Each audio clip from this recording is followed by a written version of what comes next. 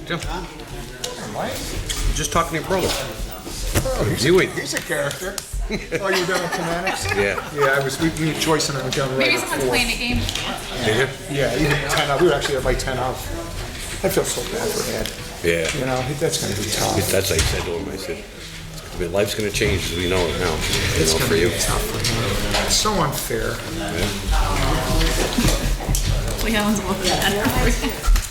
Yeah, my brother and Brian are supposed to be here 20 years now. Oh, really? Yeah, they're real good friends. We used to live together down by D.C. I could tell you some of those stories. Well, I've been down there for 35 years, and they've lived there since. Right.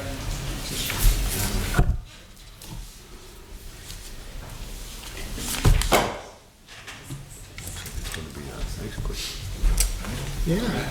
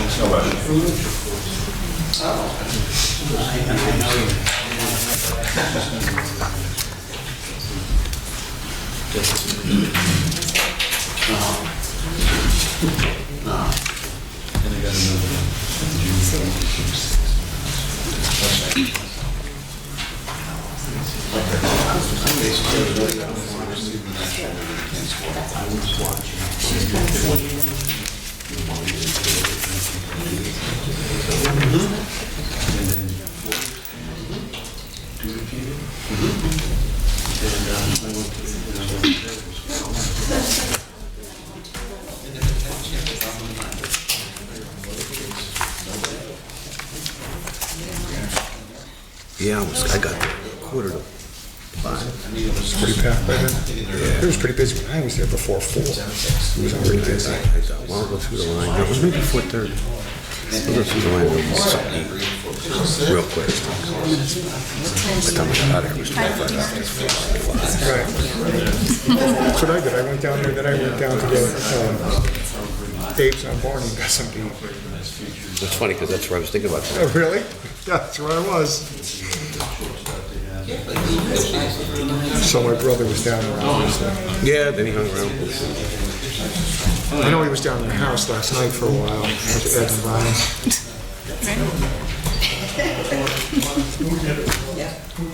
Alrighty. Please stand for the pledge. I pledge allegiance to the flag of the United States of America and to the republic for which it stands, one nation, under God, indivisible, with liberty and justice for all. Almighty and everlasting God, who presides over all things in heaven and earth, come and preside over these deliberations, so that those that make the decisions may be guided by your wisdom.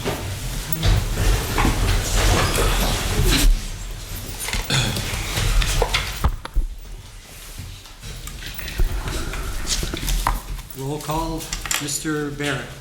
He's excused today. He told us in advance. Mr. Belusko. Here. Mr. Merritt. Here. Mr. Brooks. Here. Ms. Gilbert. present. Also in attendance tonight is Administrator Ted Wampel, Deputy Administrator / City Attorney Tim Henry, Director of Health Services Hank Radulski, and Capital Projects Program Manager Joyce Zakowski, Assistant City Clerk Catherine Payne, and Administrative Assistant Lisa Sanfilippo. Do the welcome statement as always. Tonight's meeting is a regular session of City Council. Good evening and welcome to all.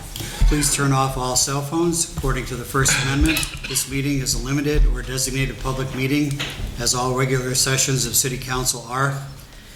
The chairperson is the presiding officer of the meeting. As a City Council meeting, specific rules and procedures of council are followed. The list below are examples of important council rules.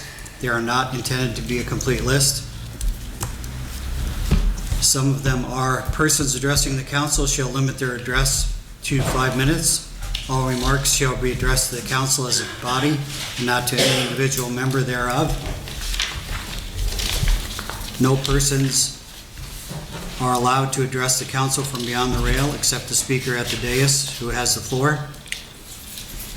Preservation of order, the chairperson shall preserve order and decorum, prevent attacks on personalities or the impugning of members' motives. Points of order, the chairperson shall determine all points of order. Persons authorized to be within the council rail. No person except city officers or their representatives shall be permitted within the rail in front of the council during any meeting without the express permission of the council. Finally, in order to be heard by all here in attendance, as well as to be picked up by the microphones and recorders, when members of administration are speaking, please stand up and speak into the microphone. Council will speak into their microphones at the table.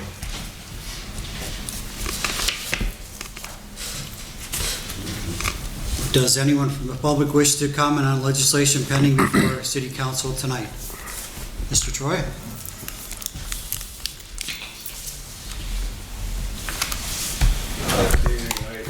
Just on the first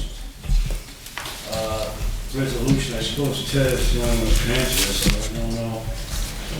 There's no amount listed here, and first of all, I definitely think this is good. The second one, at least, will be about time there be some improvement in Wilkes-Barre parks. I mean, get some money to do some really serious things there. I don't, if most of my memory escapes me, I don't think during the late administration too much was done along those lines. In fact, I think there was some deterioration of the parks, it's safe to say, during this 12 years. But as far as the first resolution goes, let me bring my glasses, I'm squinting here, but there's no amount listed here, at least I can't see it. So is that like up in the air, or? Which one? Regarding the flood control, Solomon's Creek, there's no amount listed there. $500,000, no? 500,000? Yeah. That's 500,000. 500,000? It is in the resolution now, Mr. Troy. It may not have been because we didn't know the amount when that was printed, but it is in the resolution now. It's in the record? Yes, so the flood mitigation is the 500,000 is in the actual resolution, and the one related to the Gateway Trails and Recreation Program is listed as $111,681. That's the second amount is 111? Yeah, if you want, you can look at mine. They're both in there. Well, that's fine. But I'm just curious, did this just come, did this, applying for this mitigation or this improvement of the flood control, is this just a recent development, or I mean, has this money always been available and you guys didn't know about it, or did somebody just sleep at us? Do the grants normally come through your office, Ted, or what? Grant applications? This is money from the Commonwealth Financing Authority, what commonly referred to as LSA funds. The city applied for and got one last year. We're applying for the same thing this year. Oh, they got one. Just because you apply for it doesn't mean you get it. So the one last year was used for? It will go towards the cost of replacing the Solomon's Creek flood protection wall. Okay, so the money from last year and this year, assuming you get it. Just finish your presentation, Mr. Troy, and then Okay. It might, it just seems, so this, in other words, there was no deadline to apply for this. Yeah. You couldn't have applied for it like 3 months ago, right? Could not have applied for this thing 3 months ago. The only reason I bring that up is, what confuses me is this, the bond, I'm trying to relate the issues here. The bond issue was passed the last meeting, and it seemed to me, I know we've talked about this before, but the impression I got was, to some extent, the mayor and you, the administration, was pretty much trying to twist council's arm into realizing that if they didn't come through with the approval of the restructuring of the loan, the Solomon Creek project would have been abandoned, or would have been in trouble. But let's say this 500,000 comes through. That's not enough, I think. We need a few $1 million for it. So this is going to go to mitigate the cost, but of course not to pay the whole thing off. So in other words, the bond restructuring still would have been in place, even if this thing would have been approved 3 months ago or whatever. Correct? Definitely. Because it's not enough. Exactly. That is the limit of 500,000 on that? Okay, well, I guess, unless somebody else has something to say on that, I guess that pretty much answers my question. Thank you. Thank you. Does anyone else wish to speak on pending legislation?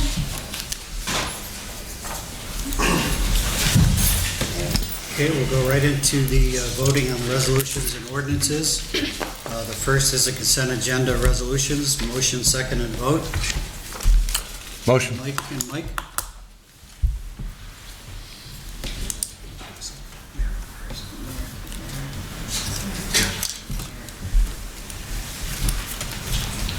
Okay, Mr. Belusko. Yes. Mr. Merritt. Yes. Mr. Brooks. Yes. And Ms. Gilbert. Yes. Motion passes. Consent agenda ordinances. Mike, Merritt, and Beth, okay.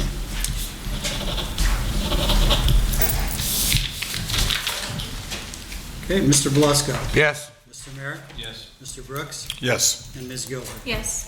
Motion passes also.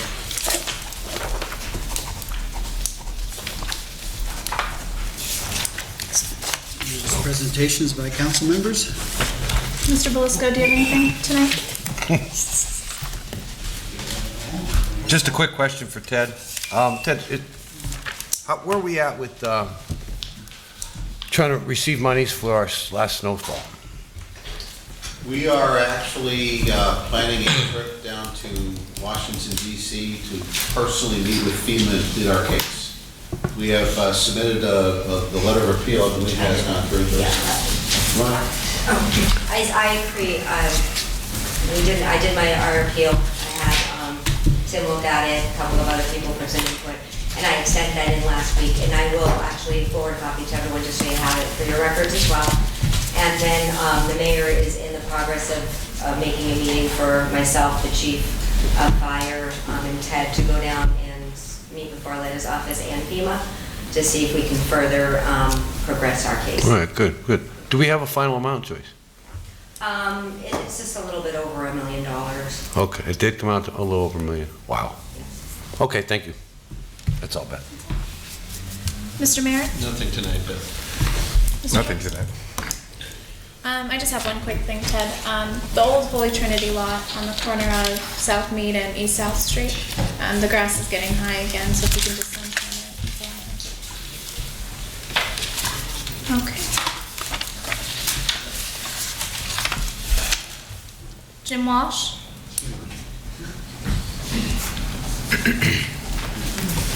Jim Walsh, Wilkes-Barre City.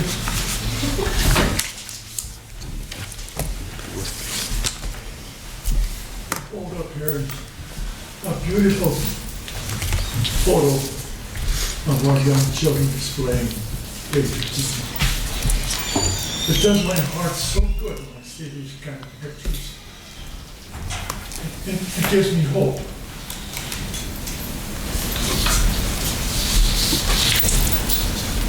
Does that Star-Spangled Banner yet wave? Not in Wilkes-Barre City, it doesn't. I rode around and I haven't seen a flag except on the municipal building and maybe the police station, something of that nature, which is the norm. But nothing ready for Memorial Day. And I see you have an American flag in front of you. And do you know why that flag is there in front of you? Because Americans sacrificed to have that flag. That's why that's why that flag is in front of you. Somebody sacrificed to keep that flag there and to keep it waving. But for some reason or other, an awful lot of Americans don't feel that way. I was a little surprised at the last meeting I attended. I've always been, I think, considered really respectful at these meetings and obeyed the rules and regulations. But the last meeting I attended, the police officer approached me and asked me to be seated. First time it ever happened. I'm a little puzzled as to why. I wasn't doing anything wrong. Maybe I would extend my time for a little bit, and I asked for a little bit more time, and she approached me and asked me to please be seated. And I consented to do so. And afterwards I said to him, I don't hold anything against you. You were just obeying orders. But the question is this: who gave him the nod to approach me and ask me to be seated? Would that person present themselves and who gave him the nod to come over and tell me to sit down? Somebody had to give him the nod. I don't think he did it on his own. Somebody did it, but they're not going to say it. If you finish your presentation, we'll answer your questions, Well- Mr. Walsh.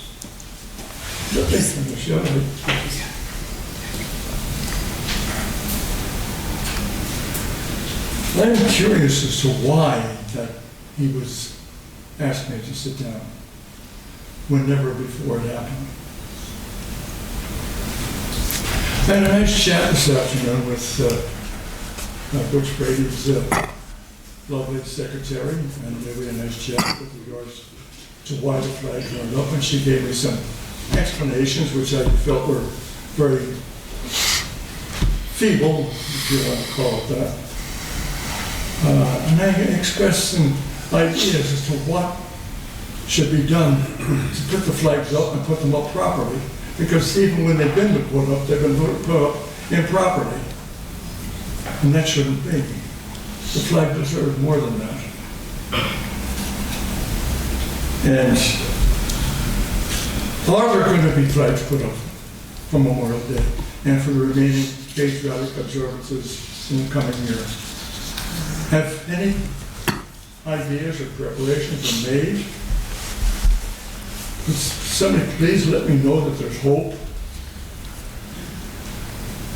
Because for several years, a number of years, most of Mayor Layton's terms as mayor, the flags weren't displayed.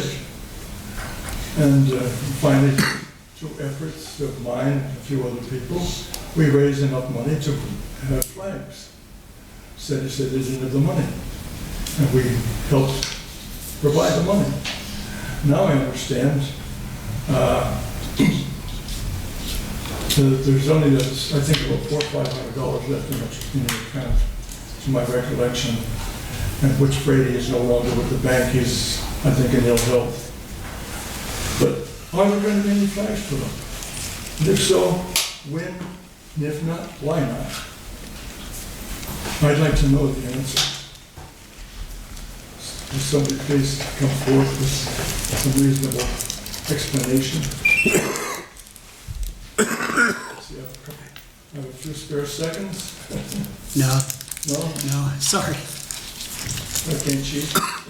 Well, That's all right. I mean, there are seconds on here. I just was explaining, what I was laughing at was there's some seconds on here, but it goes, You don't have to worry about getting out by 7 o'clock tonight.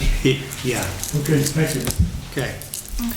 I can answer that. Mr. Walsh, I don't believe anyone gave the police officer the nod, as you said at the last meeting, and went over and asked you to sit down. I don't believe anybody here at the council table did. And I know for a fact that that particular police officer, that was his very first time at this meeting. I don't know if he really knew what the protocol was, entirely. I think, I believe Chairwoman Gilbert mentioned that your time was up, maybe once or twice or whatever, and he knew that his job was to, keep order, and I think he just took it upon himself to, ask you to go and sit down because you were still at the dais talking. I believe that's what happened. I don't believe anybody specifically told him to go over to you and try and intimidate you or anything like that. That wasn't the intention. No, that's only your thoughts. Pardon? That's only your thoughts. But that's not, we don't know whether that's the fact. From what I saw up here, yes. Mr. Walsh, I Mr. know. Walsh, I'm right here by where the police officer is, and Jim is saying exactly what happened. Miss Gilbert mentioned that your time's up, please, can you stop now? And the officer just took it on his own. That is honestly what happened. Okay, I'll accept that then. Yeah. It's just, Yeah, it Mr. just seemed odd to me that it never happened before. No, Mr. Walsh, you know that members of council always, at every meeting, have always appreciated your service and have always been very respectful that I recall to you. And again, there was nothing personal and no disrespect intended, as far as I'm concerned. I'll accept that. Now, with regards to the flag, has any preparations been made or any explanations for why they haven't been put up? And are they going to be put up? Good. They're going up today. Okay, they're going up today. They started putting them up today? Okay. What was that? They started the process of putting them up today. There's been the process of how many? No, I mean, I have no idea. I mean, we don't count them. You don't know how many?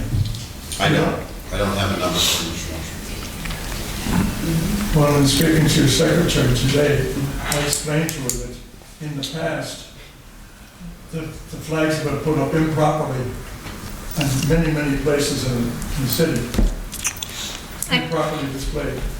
I can't have the, Mr. Walsh. Explain to her, the proper way to do is get the military involved.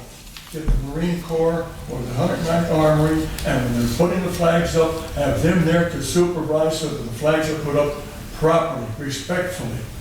Mr. Walsh, I can't have the back and forth. What's that? I said I can't have the back and forth discussion, but because that's the rules of council. I can't have the back and forth, but we'll try and find out, around a ballpark number of how many flags are going to be put up, and maybe we can get back to you then, once we have that answer for you. Okay? Explain to me, what is the purpose of these meetings? Isn't this to exchange viewpoints and ideas? Well, you've had your 5 minutes to speak. You asked your questions during your 5 minutes, and we've responded to all of your questions.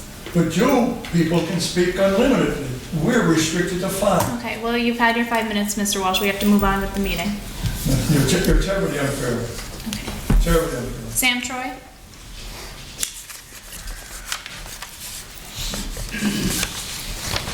Dan Troy, I have just a few issues I'd like to bring up here. Some carried over from the last meeting. First of all, this is a new one, but I'm very appalled, somewhat upset at the fact that these kids, not just kids, but adults as well, have no place to swim now at all, except for a little splash pad in Cold Street, which is out of water half the time. At least that's the history of it. Something like $100,000 was put into that. I don't know why that money didn't go into a pool instead. So I was wondering if, I'm going to run this by the school board. I meant to do it the other night, but unfortunately couldn't get to speak. I was wondering if there's somebody in council might see the light to propose spending. I don't think it would take very much, Ted. You tell the mayor. I tried to tell him the other day, but he didn't call me back. A couple of $1,000s, maybe less than that, to hire a bus and a couple of chaperones. And I've already talked to some officials over at the 44th Kingston swimming pool, or at least the 44th. My sister happens to be on council over there. And it seems that there would be some kind of a break on the price there for the kids. It's just arrangements can be made to bus them over there. I mean, I realize, that to get rides over there is a difficult thing, and then you can only take a few people. So I was just wondering if council might come up with a little bit of money to, maybe it's just twice a week or something like that. Because, our summers seem to be getting hotter. The so-called climate change, even though certain officials seem to be blinding themselves to that syndrome. Whether or not we have a hotter summer is something we don't know, but these kids do need a place to swim, and adults as well. And we don't have one now that Kistler is closed up. I'm glad that the programs have been salvaged in the parks, don't get me wrong. Glad the mayor got some funding there in the last minute proper agencies. But I'm hoping maybe council might have a solution to this, to come up with something to help these kids out. Because as you all know, when kids hang around without a place to swim and hang out that's healthful, trouble can happen. That's one of the ramifications. Now, a few years ago, along these lines, I won't take up too much more time with this, but when Mayor Layton was in office, was an extremely hot day, and I remember this distinctly. You might remember this yourself. There was no place to swim for these kids, certain kids up on the heights, and I guess they couldn't get to Kistler or whatever. They saw a pool in the backyard of somebody on Custer Street or wherever it was in the Heights, and sure enough, they went back there without any supervision and drowned. Now, I'm not saying that's the result of not having a place to swim, but maybe if they had a swimming pool, maybe if Cole Street pool were open then, or another pool were available, whether it was supervision and lifeguards, maybe that wouldn't have happened, who knows? So let's try to prevent some disasters like that. Let's think of it in those terms, and try to do something to salvage some part of the summer for at least a small number of kids. I think would be a good idea. In the remaining time, I'd like to pose a question to Mr. Brooks and possibly Mr. Velasco. Is it Velasco, I'm sorry. Get that right. But anyway, you two gentlemen voted for the loan restructuring. And I'm still a little confused by the remarks that you were quoted on in the paper, I think it was the Leader, that you indicated that you had a choice between approving the restructuring of the loan and voting for tax increases, like it was one or the other. As I see it, down the road, I call this passing the restructuring, kicking the can down the road. I think you owe the public, and to me, at least you do, I mean, you were pretty set on this from the beginning. I considered him the swing vote. You really surprised me on that. I thought you were going to vote against it. So I was just wondering if you could provide an explanation, if that is an accurate quote, as to how you see things. Maybe, my time is up or whatever. And the third element that I would like to bring up here, of course, if you ignore that, it's your own problem. Of course, the taxpayers won't like it. And in 2019, if you have any mayoral aspirations, that could come back to haunt you. I heard through the grapevine you do. But anyway, Mr. Henry, I just wonder also if you could look into one other element in my last few seconds here, or if you know, in the charter, is there any place that indicates, I'm a little perturbed also by the way the city does real estate transactions, if you don't know that by now. I'm a little upset with Mr. Anstead as well. He seems to have an attitude that I find very disturbing, a little bit arrogance there. So I'm just wondering if it's written in the charter anywhere that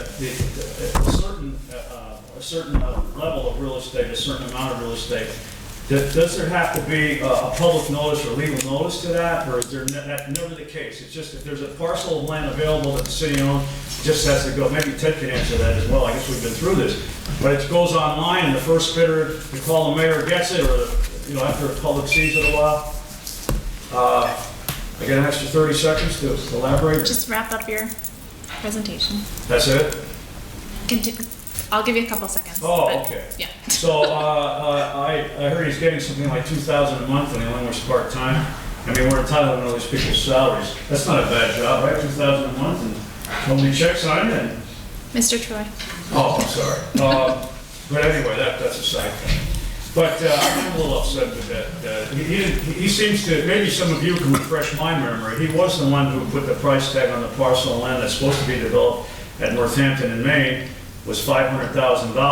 I think that the company that bought that got away dirt cheap, if you ask me, for the money that they're probably going to make on this thing, if it ever comes to fruition. Okay, that's all I have. Okay. Does anyone wish to? So, Mr. Troy, you want... Oh, I can't talk about the swimming pool. You want to talk about my comments? Go ahead, Mr. Brooks, you can. So as I said in my comments, I stand by them, yes. If we could not come up with a $2 million extra debt payment, your choices are raising taxes. Choices are also to cut $2 million, but how can we cut $2 million with union contracts in place? So I stand by my comments. You mean in the next, can I ask him what he means specifically? You mean in the next couple of years? Because I'm sure you've been reading the newspaper. In the next couple of years, but then it rises significantly. What our choices were on this vote, we had a $2 million increase in a debt payment. How do you think we're going to make up with that? So my choice was debt over taxes. Well, I know how I would deal with it. I mean, I would have been all these 6 months instead of just meeting every couple of weeks. I can't have back and forth. Yeah, I know the rules. I'll just have to listen. Mr. Troy, I'd like to comment on that. Several reasons. Like Tony said, the debt was going up 2.1 million. The city doesn't have that kind of money. So restructuring had to be done. We know that. There's no way we're coming up with 2.1 million more. Secondly, Solomon's Creek Wall had to be done. I was willing to approve either long-term or short-term. Number 3, kept this out of Act 47 for the time being. The city has now a long-term goal. Act 47, you mean? Yes, I kept this out of Act 47. I believe the mayor was going to file Act 47 the following day if we didn't approve restructuring. So for those reasons, I was a vote yes for either the short term or the long term. If we couldn't get the long term, then the short term. And related to the real estate transaction, Mike, there is nothing in the charter or the administrative code that would require that they would be advertised. But I would say it doesn't happen the way you indicate it, like you make a deal with the mayor and the property sold. Any city property that's sold, we have the city assessor who has the proper credentials to set a value to that property, and any transaction has to get the formal approval of this council. I mean, there are checks and balances in the system. But there's no, you don't have to legally advertise the property. Yeah, there's nothing in the charter or the administrative code that would require we advertise the property. I think the council ought to consider such a thing. I know the city of Nanticoke has that. But Now, we have begun the practice in the last year and a half of putting properties that are being sold by the city onto the city's website so the public can view them that way. You know, that's fairly new. And can I ask you, the procedure, once it's on the website, has to be on the website for 30 days or something?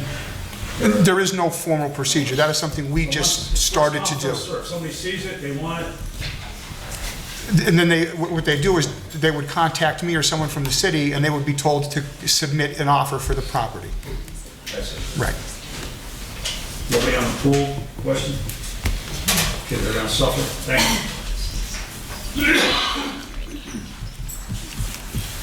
Motion to adjourn?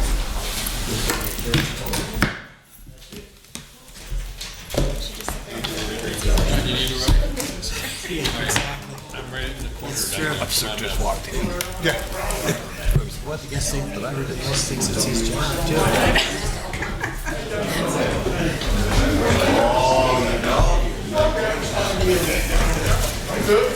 What's up, Nook? Escape and listen.